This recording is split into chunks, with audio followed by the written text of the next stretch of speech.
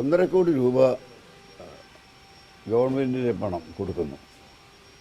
അത് നമ്മുടെ പണമാണ്, ജനങ്ങളുടെ പണമാണ്. 1.5 കോടി രൂപ കൊടുക്കുന്ന ഒരു വ്യക്തി അതിനർഹനാണോ അല്ലെ അർഹയാണോ എന്ന് പരിശോധിക്കുന്നത് തെറ്റാണ്. വെറുതെ 1.5 കോടി അങ്ങ് എടുത്ത് കൊടുക്കാൻ പറ്റും. അപ്പോൾ അതുകൊണ്ട് അവർക്കൊരു ട്രെയിനിങ് കൊടുക്കണം പറയുന്നത് എന്താ തെറ്റ്?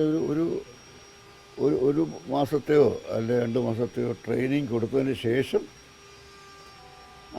പടമെടുക്കാൻ അവരെ നിയോഗിക്കണമെന്ന് പറയുന്നത് എന്താ തെറ്റുള്ളത്? അടൂർ ഗോപാലകൃഷ്ണനെ പോലെ ഒരു വ്യക്തി സിനിമാ രംഗത്ത് അങ്ങനെ വളരെ വലിയ ആളാണ്. അത് നിങ്ങൾക്ക് നിഷേധിക്കാൻ പറ്റില്ല. എനിക്ക് JC ഡാനിൽ അവാർഡ് കിട്ടി. അദ്ദേഹത്തിന് ദാദാ സാഹേബ് ഫാൽക്കെ അവാർഡ് കിട്ടിയാണ്.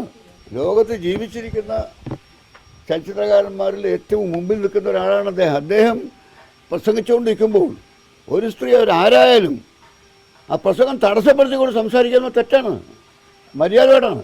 എന്തും പറയാമെന്ന് പറഞ്ഞില്ല. എന്ത് പറഞ്ഞത്? പഠിപ്പിക്കണം എന്ന് പറഞ്ഞത് തെറ്റാണ്. നിങ്ങൾ പറയുന്ന അർത്ഥമില്ല. നിങ്ങൾ പറയുന്നത് ചുമ്മാ നിങ്ങൾ വൺ സൈഡായിട്ട് സംസാരിക്കുക, ഒരു ഏകപക്ഷീയമായി സംസാരിക്കുക.